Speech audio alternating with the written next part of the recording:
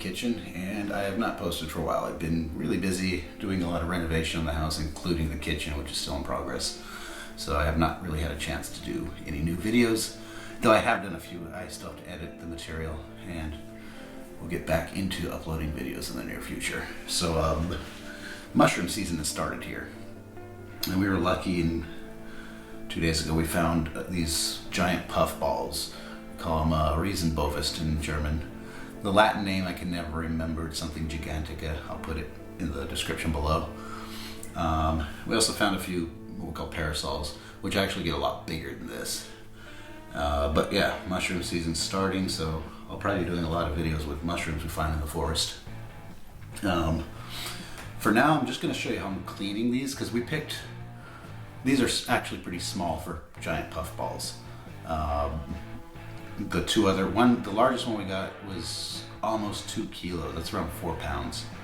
So we ended up with, I think 4 kilos in total. That's a lot more. I love mushrooms, and that's a lot more than we could eat at once. I'll have some videos coming show you how I make it. We made a lasagna with it. We're also going to be making schnitzels, like where they're bread and cooked like a steak. Pizza, all sorts of stuff you can make with these, goulash. But yeah, when you get this many, it's going to be more than you can eat, so I'm going to show you how to preserve them. There's several ways to do this, and this method actually is going to work good with a lot of mushrooms. These will actually, I kept them in the fridge for 2 days. They'll keep pretty good.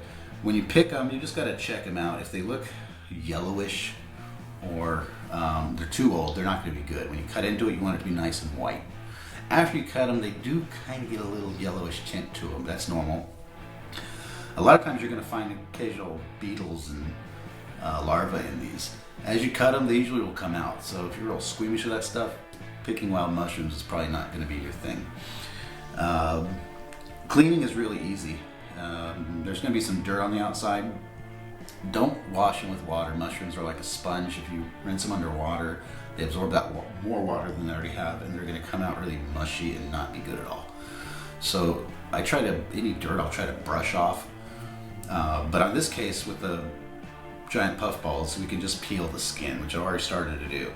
It's easier to just take a knife to start it, and the skin is a kind of strange texture. It's almost like leather or like suede feeling, and it comes off fairly easy. I mean, for a large one, it can take you a few minutes. Usually once you get a good piece started, this one isn't in perfect shape. It's a little split and broken apart, so it's going to take a little longer. But once you get a good piece started, you can usually start getting off bigger pieces at a time. So I'm going to just peel all this. Any parts that are kind of got dirt, usually you can just scrape it with a knife to get it off, or you just cut that area off. I'm going to go ahead and finish peeling this and the other one. And once that's done, I basically just slice these like a loaf of bread. Bread knife works perfectly fine for that. Some are going to get bigger than your knife, so in those cases you got to cut it in half, sometimes in quarters, and then start slicing it. Because even then, if you slice it with a huge knife, it's probably going to be bigger than your pan. Because the idea is, once I peel these and cut them, I'm going to just put a light coat of oil on them. You can use olive oil, or better, a neutral oil. I even use just a spray can of oil for like canola oil or something like that. Just give them a light coat and a little bit of salt. And then you can do it in the oven. I find it works better in a pan. I usually use a cast iron skillet, medium-high heat, and just kind of get them a nice golden brown on each side.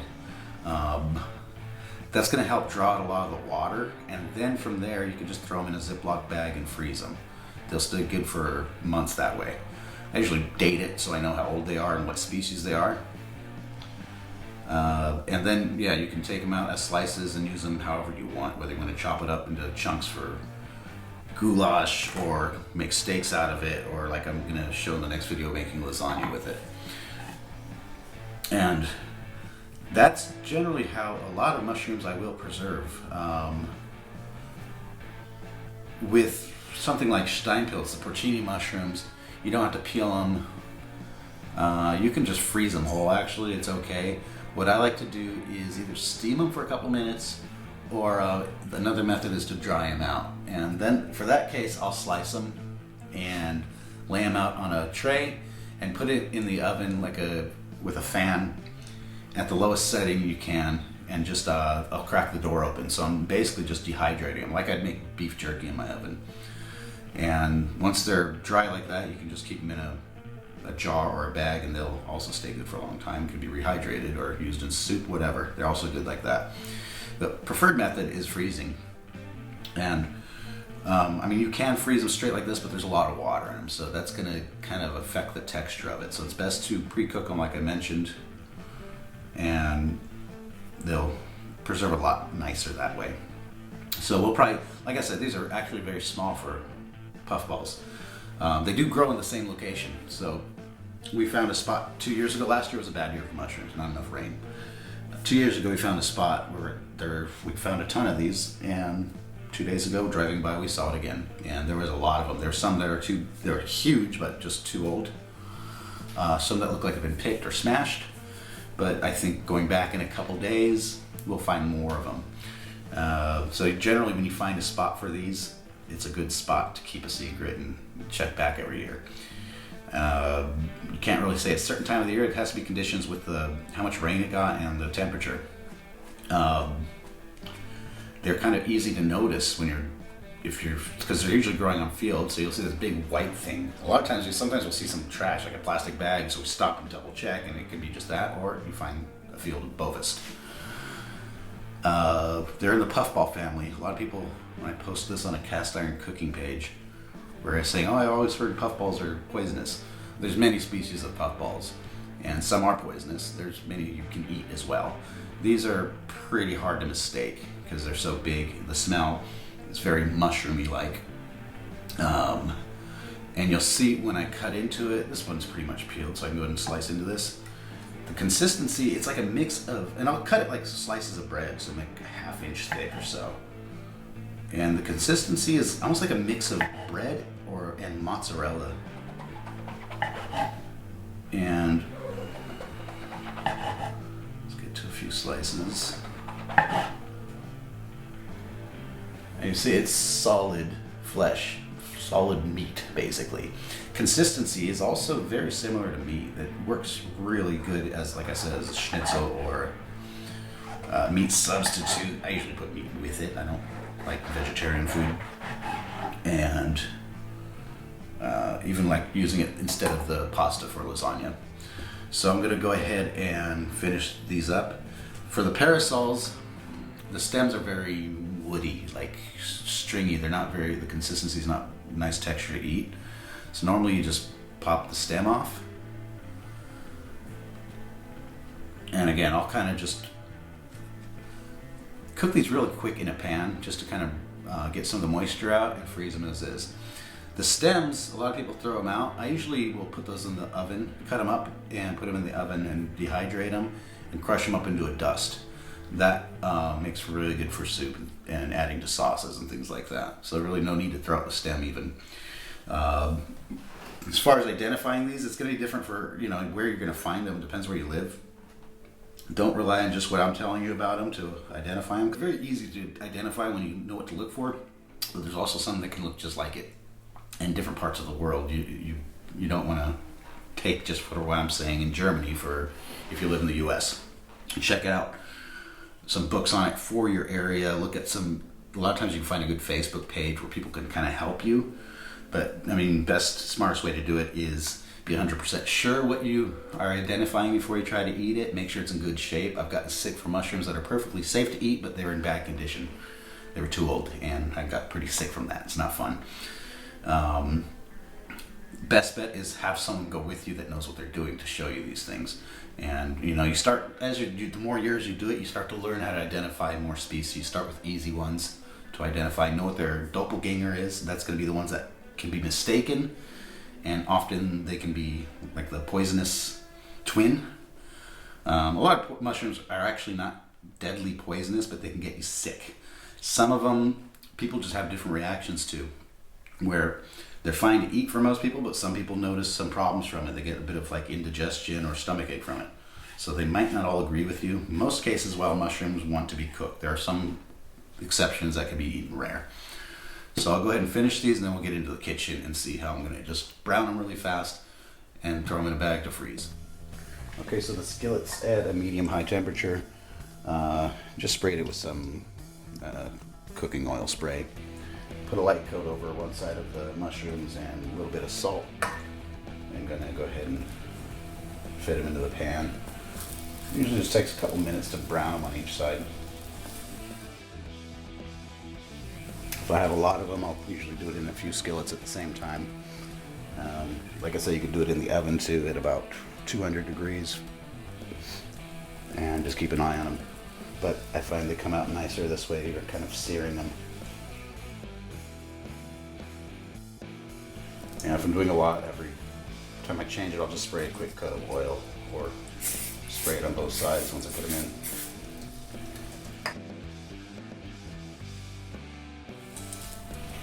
And I'm looking for something around like that color, nice golden brown. You can go a little bit darker, it doesn't hurt.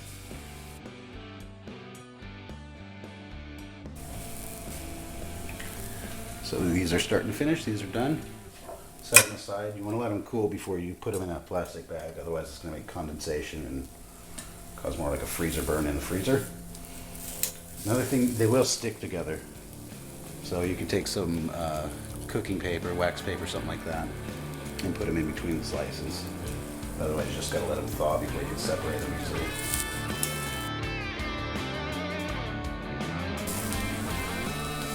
These little pieces make a good snack while you're waiting for them to cook.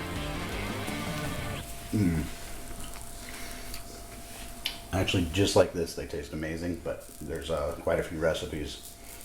I want to do this one quick because I had a lot of people asking about a post I made on the cast iron cooking community Facebook page, and a recipe for the lasagna. So I have a video coming soon for that. I'm not going to have time to edit it this weekend. I'll try to get this one up today.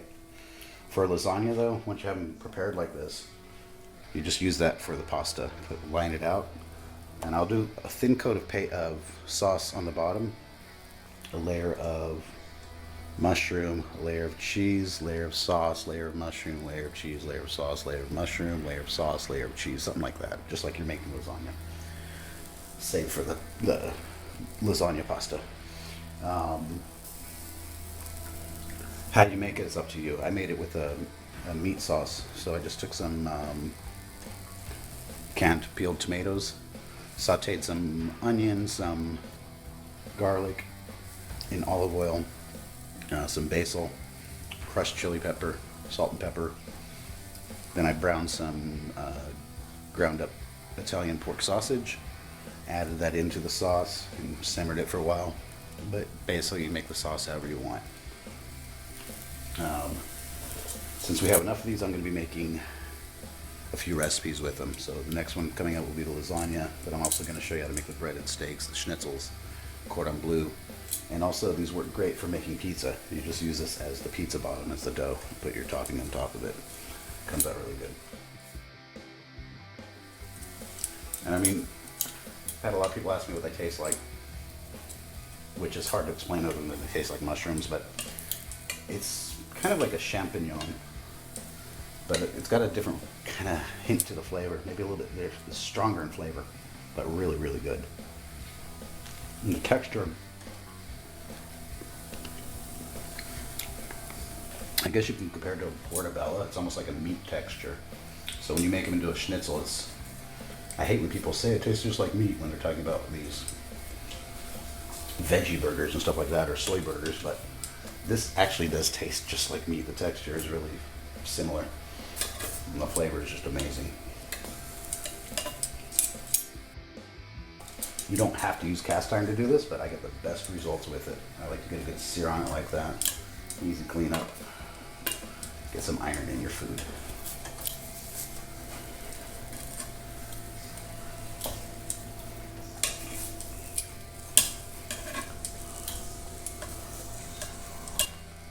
So they do shrink down considerably, just like any mushroom, from all the water that's inside. But still, you end up with quite a bit, even from a couple small ones like this.